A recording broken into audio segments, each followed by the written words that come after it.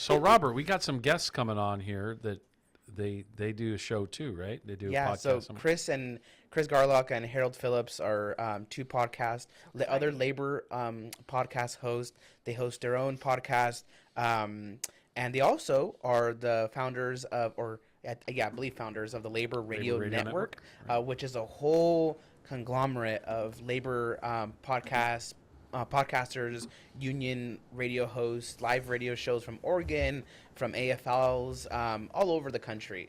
So they've been able to organize this cool group of podcasters and other social media folks to compile content. And That's awesome. obviously, we've just recently established a network with them where now we're having part of Randy's vision for the labor for our own Worker Power Hour radio network, putting podcasts on there for others to hear. So That's it's really great. cool.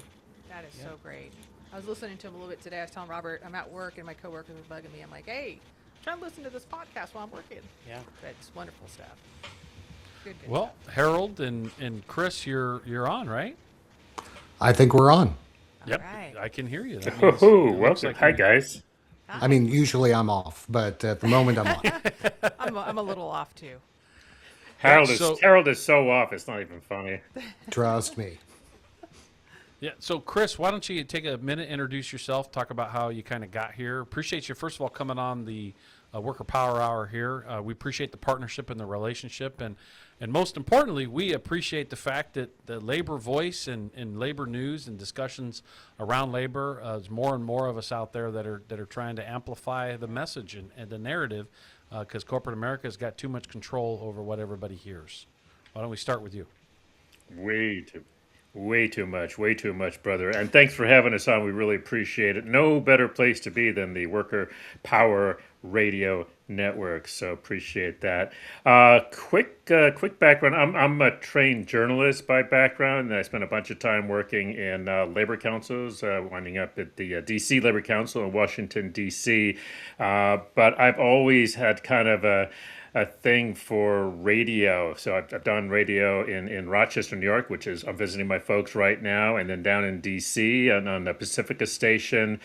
And then, this whole thing with labor radio shows and labor podcasts started popping, some years back, and kind of got into that. And I sort of noticed that there was more and more of them, and just started thinking, it's a good thing if we can kind of connect up with each other, trade tips, and just get to know each other as a community. And I got to tell you, it has been a really great ride. And that's how I met Harold, and that's how I met you. And it's just solidarity is a beautiful thing, isn't it?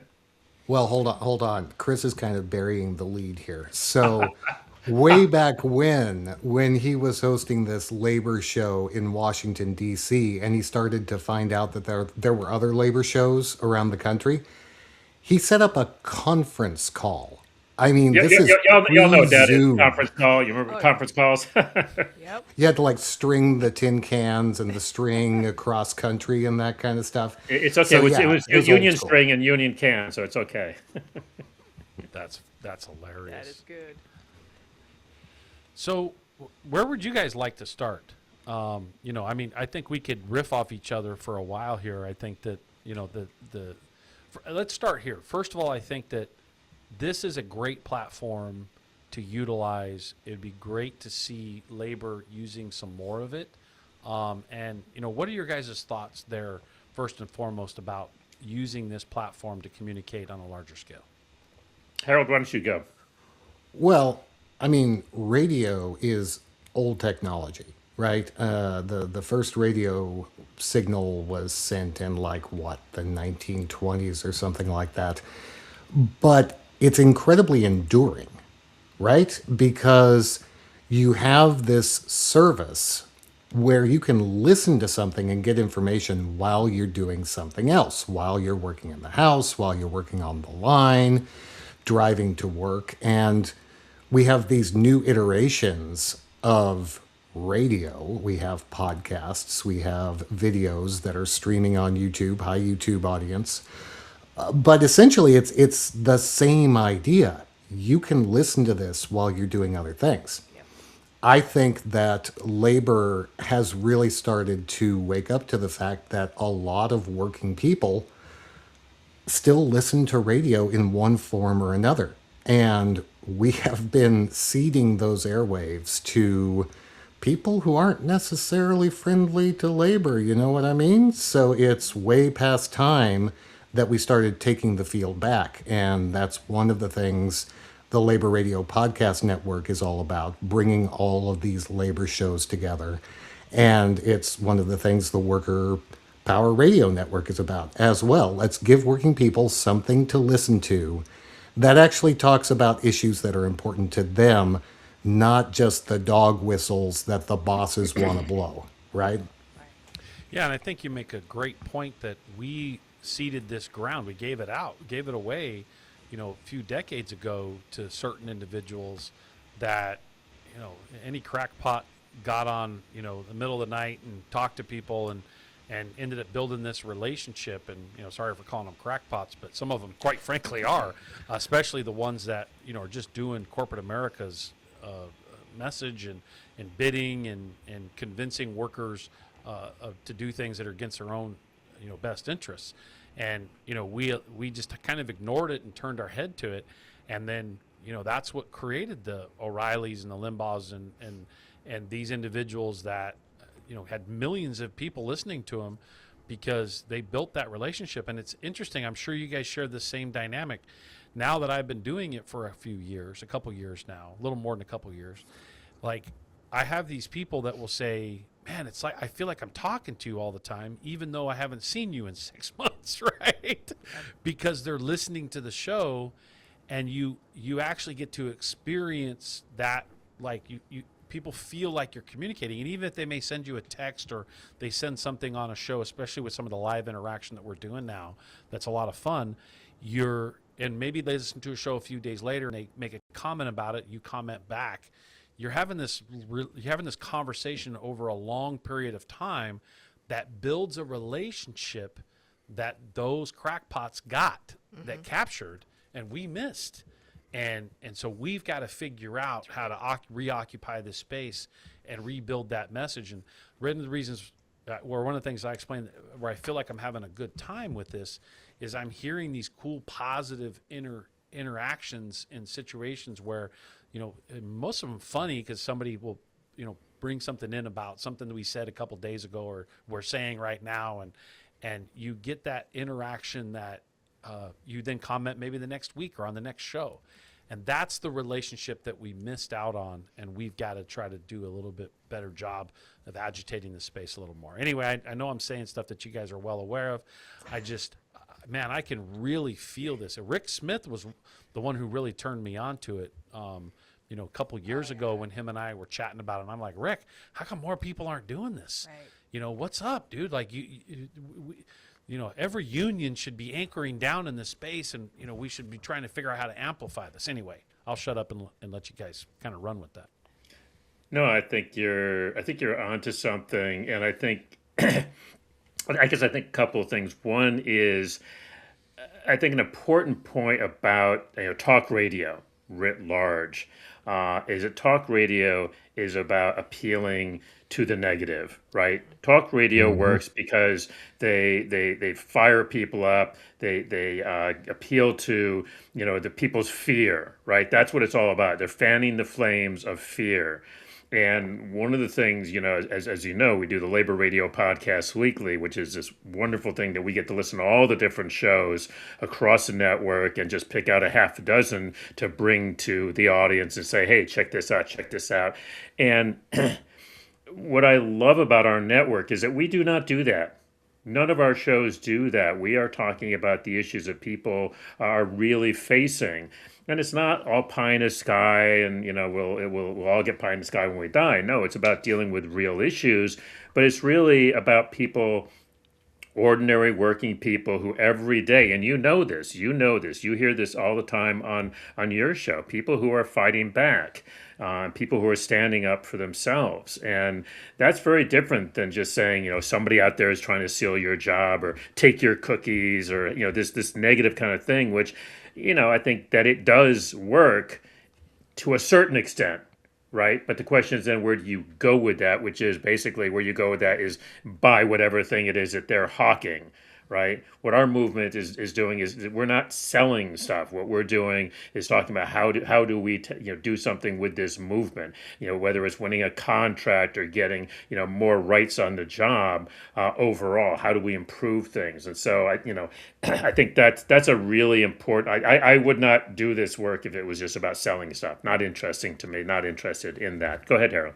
Yeah, and not only that, I could say that maybe if we're selling anything, it's the idea of organizing. Because a lot of working people have been sold this bill of goods that they have to be afraid. They have to be afraid to talk to their coworkers. They have to be afraid to stand up to their boss. Fear.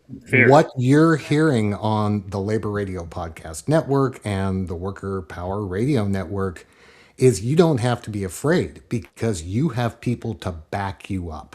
You have people who are going to come together. They're going to watch your back. You can make things better. And one of the things I love about the network, Randy, you were talking about how every union should be on the airwaves. And I 100% agree.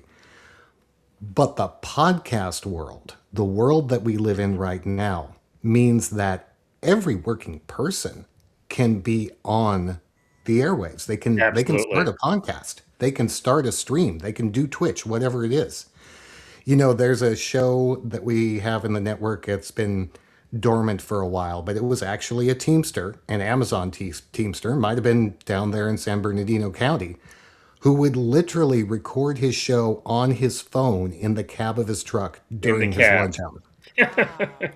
Any working person can get their voice out, and all they have to do is organize. That's part of what we're doing with the network, is helping the people who are putting their voices out there organize. Go ahead. Kathleen, I didn't know if you wanted to comment on this. No, what it makes you feel as a rank and file member, president of this local, hearing these individuals and how important this space has become. You have so many members that are now listening, communicating to you based on what they hear on the show, Right. and then it creates this. It really shifted the dynamics in a positive way when it came to how we were communicating with our members. 100%. And like you guys were saying, I'm not about selling things either. It's not my thing. But I feel like we're giving hope in Yes. a lot of ways. Yes. And Yeah. that's so much more powerful than money can ever provide somebody. And that to me is the greatest pleasure of everything that we do is we're giving people hope. And this is the pathway and how we're going to fix things in this country by coming together first and foremost. And then moving together, forward together. But yeah, just so powerful. And I appreciate what you guys do. I really Money Amen cannot to that. buy hope. Nope. Money Money cannot buy hope. Sure can. But inspiration can create it. That's right. I just made that shit up. But That was good. No, You know it's what? just We're great. gonna I mean, coin make the that. bumper We're gonna make a sticker. shirt. We're going to get a shirt and a bumper Put sticker. it on a shirt, man. Put it on a shirt. That was But actually I really think good. part of generating that hope is letting people tell their stories. That's right. Thank you. And that's another part of what we've been fighting against. We have corporate gatekeepers, right? It's the corporate news owners who decide what stories get told. Yep. And by extension, the radio networks that are filling talk radio and that kind of thing. When you have a democratized airwave like we've got now, everybody can tell their stories. And that's how people realize they're not alone, that other people are facing the same struggles they are. Letting people tell their story. I've been an organizer for over 3 decades, as you guys know. And the best part about organizing is hearing a worker tell their story and then Yes. watching them learn how to, go down the pathway and the journey, and then ultimately connect to to actually connect to the tangible part of what that hope was. That you brought out in them in the very beginning, and then them accomplishing, getting over that hump. That is, we have the ability with this space to get other workers to connect to that so that they can believe. Because I think that part of what's gone on with the American worker is a layer of they're disenfranchised. It's so big. I just got to go along. I just got to get along to go along. And no one can beat these superpowers or the super wealthy or whatever it is, and I just got to get my little piece of the action somehow. I got to chip it off over here, versus them believing in something bigger and greater and having that hope. Watching workers as an organizer, I have seen tens of thousands of them go down these pathways and these journeys, and then now to see them actually being able to interact and share in this space is so much fun. It's so much fun. It's interesting because the hope, I totally believe in that, but I think the other part of that, maybe it's the other side of that coin, and I think what you're talking about is empowerment. Yes. And that's what the union does, right? Because we know that, one person not going to do anything against the boss. Two people, you're getting there. You need the power of the union, and what we're doing with the network, right? That's about saying these voices, your voices. You might not get on ABC tonight, right? That's okay. Frankly, I'm all right with saying under the radar. We're down with the people. And when I say we, I'm talking about your show, our show, all of these shows. We need to be down where the people are and saying your voices and your stories matter. I just interviewed Dave Zirin, fabulous sports writer. I'm going to make a pitch for you to have him on the show. He's got a great book out. He's written 11 books, all on sports and the business of sports from our point of view, from the workers' point of view. But his new book is a biography of Howard Zinn, of course, the author of A People's History of the United States, which is a history of the United States from the workers' point of view. Because Howard Zinn was always about history from the bottom up, not about the great men. It's about this stuff that Trump and all his people are trying to push on us, right? And Zirin talks about in this book what we're talking about, which is how do we build this this movement from the bottom up, and it particularly, I think, right now, your voices, the voices of the other shows in the network, this is the crunch time. This is our crunch time, right? I mean, we have got to be able to be somewhere people can find and say, oh, there's more folks like me out there right now. Right, while things, the Elon Musk of the world may, think they're in control. They're not. They're not. That's correct. Temporarily, they may be in control. In the end, Thank you. only because workers have relinquished the power for the day. Exactly. Workers Exactly. have control, have shown it for hundreds, if not, you can argue thousands of years, with lots of different iterations and situations through history. Not just our history, but world history. The reality is workers have control of their workplace. They have control of their community. They have control of their county. They have control of their state. It's whether or not how much you want to exert that control or decide to just give it away to somebody. Like in this last election in 2024, they decided to give the reins to corporate America. Not by much. Not by people keep saying that. I keep saying it was a few million votes, dude. It was so so agree. close. I'm And just it saying. shouldn't even be that number, though, right? Thank you. I agree. Like, but in the end, we're not going to claim foul and No, cry like no. a baby for 4 No. years like someone No. else did because they didn't win, right? Like we're just Saying 4 it years. it was not a landslide. All I'm good saying point. it wasn't a landslide. It's like 6 years. It's 8 years at this point. correct. That's very good points. My reason for bringing it up is that that message did carry and it did win, even if it was a small did. margin. It did. It did win, and at least we're willing to accept the outcome of an election, like others, right? Like we don't like the outcome, I was but gonna I say. didn't take my American Reluctantly, flag down. yeah, okay. Yeah, In absolutely. front of No. my house, I didn't take my American flag Absolutely down not. like Right. other Absolutely people in not. my neighborhood did. Right. That they took theirs down because Biden won. Like no, like We might be flying it upside down, though. well, sometimes you may have to, right? The point is that the elected the workers of people said, okay, well, I'm going to have to trust Right. corporate America right now, Yeah. and it may not have been just like that, but in so many words they did, and therefore they got the reins, and so now you see how quickly corporate America's taken. Like you can't Oh, yeah. give them an inch.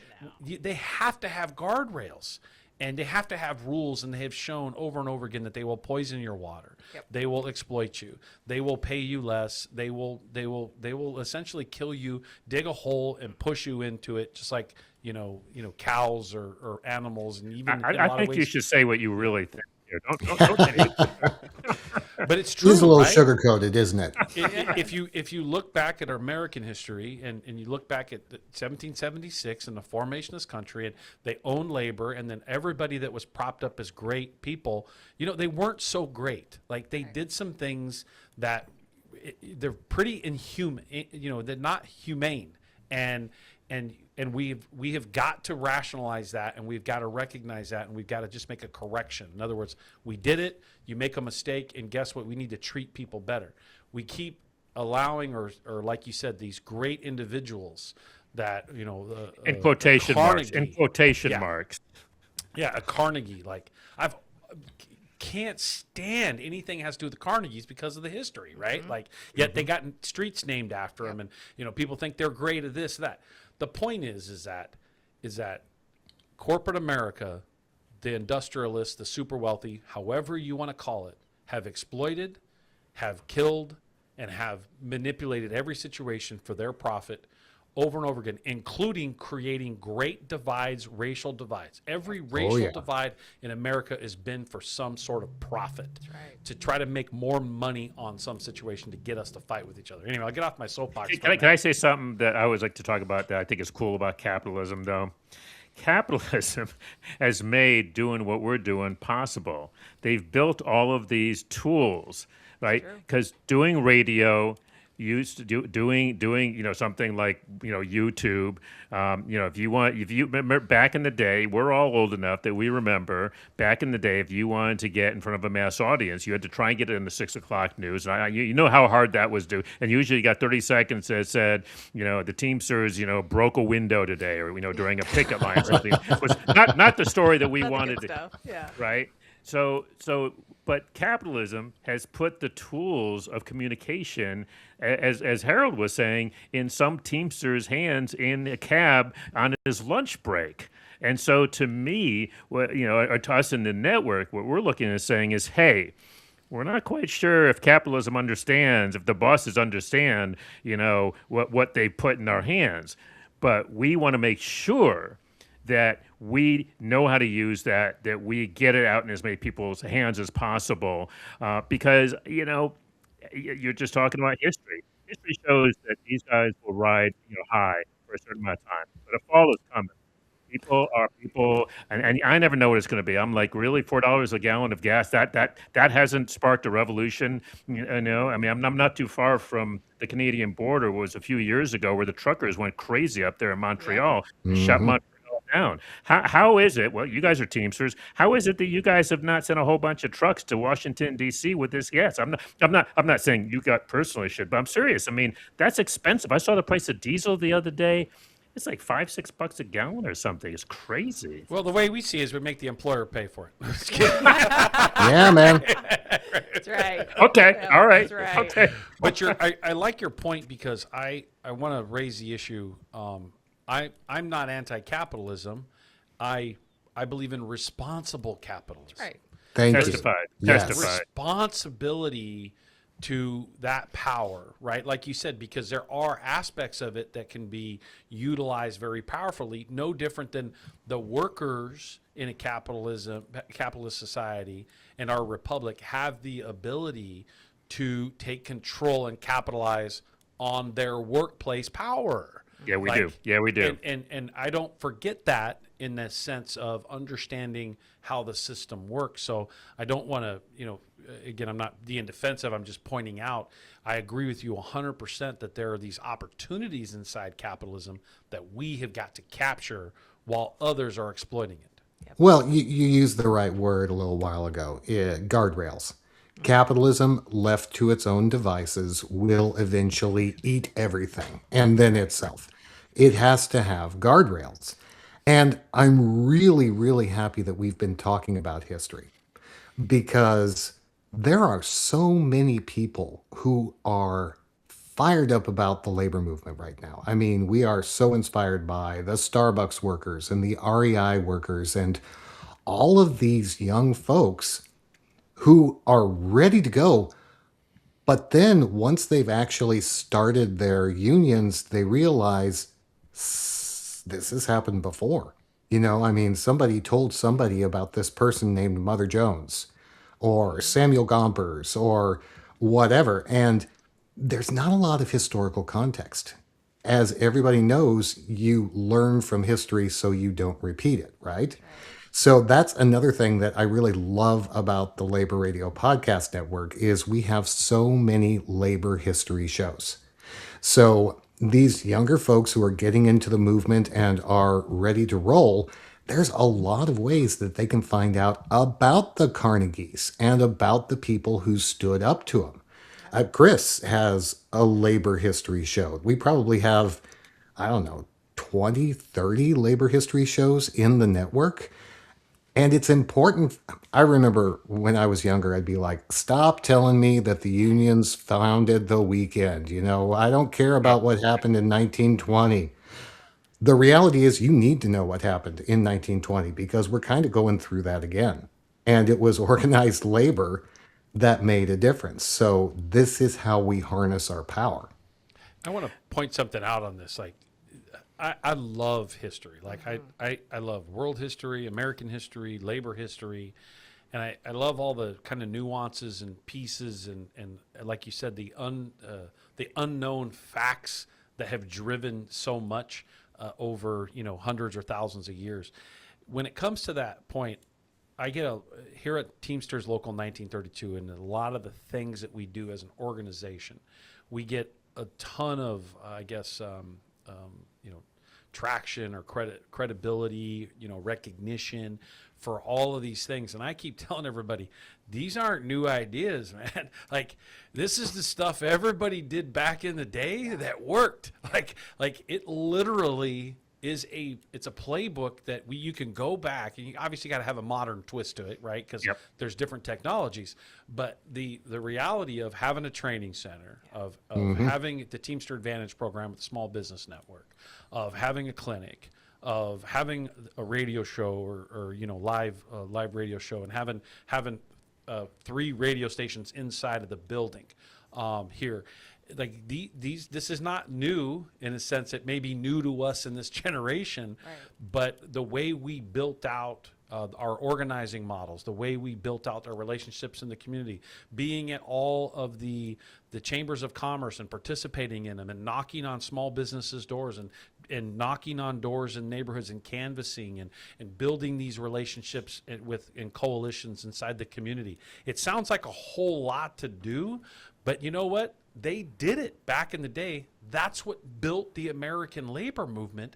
And all I'm doing is actually just kind of resurrecting the things that were successful and worked, and we're watching it work again in a very powerful way. You drive down the 10 freeway, which is obviously, you guys know the 10 freeway is one of the biggest freeways in the country.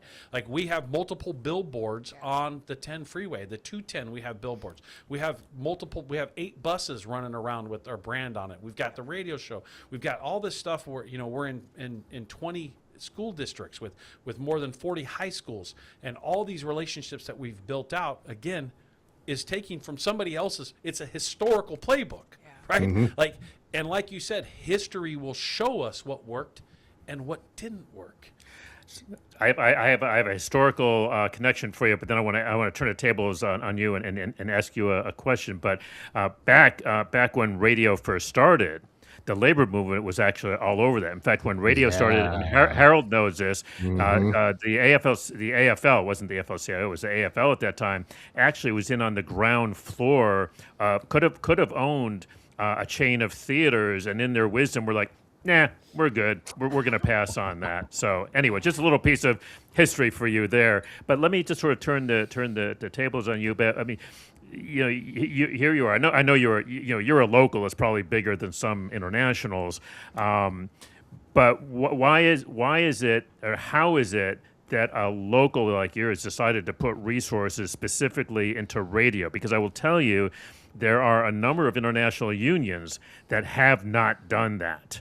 And so I'm curious about, because, I know it's not millions of dollars, but it's an investment. It's an investment of time. There's some money, not as much as people think. But, you guys made a decision to do this, and you stuck with it for a couple of years. Because honestly, the other thing that we've seen happen people will go for it. They'll do it for a year, and they don't get the ROI. Blah blah blah. So you guys put some money, put some time, put some effort, and you've been doing it. I'm assuming it looks like you're in it for the medium to long haul. But what was that process?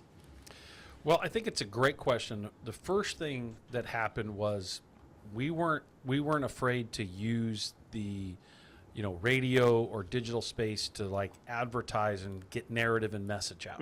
That's where it kind of started.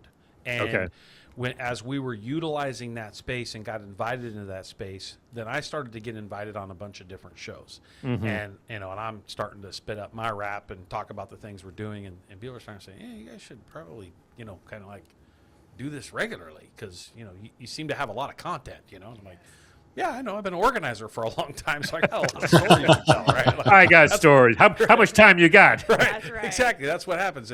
And then, Kathleen sitting here has always told, Randy, we got to get you in front of in front of people. Yeah, we got to record this and we got to get it out because people want to hear it. Yes. And what I found is that this is over my entire time is that people love hearing these stories about other workers being successful. And when, as an organizer, when you're telling that journey, you're talking about it, you're explaining how, you're instilling hope and inspiration in individuals, then obviously you bump into the radio space, and then the door opens at how inexpensive it was. It's ridiculous, right? And it's I'm ridiculous. going, why aren't we occupying? And that's where me and Rick Smith started to chat. And I'm like, Rick, and he's like, I don't understand, Randy. Like, I don't either. Like, this is a very powerful space, especially if you have the ability to broadcast it out and you can anchor down, with certain groups. So obviously the way we look at it is our first audience is our membership. Of course. Is 1932. But we know that the audience goes well beyond that now.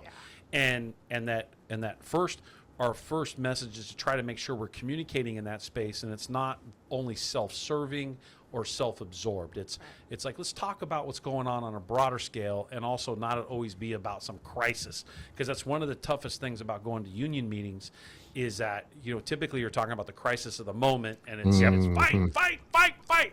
Like, you can't keep everybody's attention like that all the time. So so obviously we cultivated a show that had some fun stuff in it. It had some natural, kind of organic community stuff, Teamster Advantage, those other programs with the schools, all that. And then, you get into the news or you get into stories, and then you talk about what workers are doing, and always making it about the workers. And so to answer the question of how, is I feel like our board, our membership, and our stewards just immediately connected to it and felt like this is a good way for us to kind of push a message out to help the broader community understand more, and also for us to connect to them better and just to get our message out. So it's a two-way street.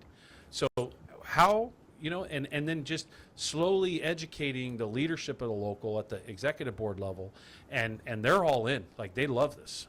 Many of them are listening right now, if not almost all of them are listening right now. Hi, E-board. Yeah, right. And commenting, going, hey, this is great, and then they use it as platforms to do what they need to do. Let's say in their workplace or with their coworkers, or in the community. We have Nadal Rafidi is a Palestinian, and he is absolutely in the middle of that, and he has spoken at many events as a vice president of a local union, who is carrying a message that needs to stop, that slaughter needs to stop, right? And that's become a platform for him as an individual, you know what I mean? Where he can anchor off that and it not be in a combative sort of, let's fight over the political differences or the sectarian. Yes. Thank you for filling the words. I don't think you can say that on the radio, Chris. I just said it. So whatever, the point is that fight, let's ignore the fight and try to not ignore the fight. Let's talk about how to resolve things and ask for peace. Right. So the point is whether it's that or any of these other things, workers, our members, let's say the Hispanic Caucus, the Black Committee, the Black Power Committee here at the local, the LGBTQ committee, the women's, like all of our groups feel like we've got a platform. And we can get the voice out. That's why the organization invested in it. Hopefully that's a good answer to your question. Yeah, no, it's a great answer. And I wanted to say that one of the things, so we've been doing the network for a number of years now, and you guys have already solved one of the big problems that folks have, which is that folks, tend to get excited, they get into it, and they can't sustain it. And so one of the reasons the network exists and why we're so glad that you guys are not only doing what you're doing, but that you're part of the network and you're an active part of it, is that you've really figured out the sustainability. Because it's no good having a great show that only lasts 6 months or a year and a half, right? This struggle. I mean, if we could solve all the worker problems in a year and a half, that'd be fabulous. But somehow it doesn't seem to be working out that way. So we really have can if everybody would just listen to me. we'll work on that. We'll work on that. But we have to build this thing for the long term. And so I'm really impressed that you guys have figured that part out. I see a question, by the way, about who's part of the radio network, laborradionetwork.org, and you'll find our whole list of all of the different shows, including this, that are in the network. We're working on getting an app where people will be able to put it on their phone and find all of the shows.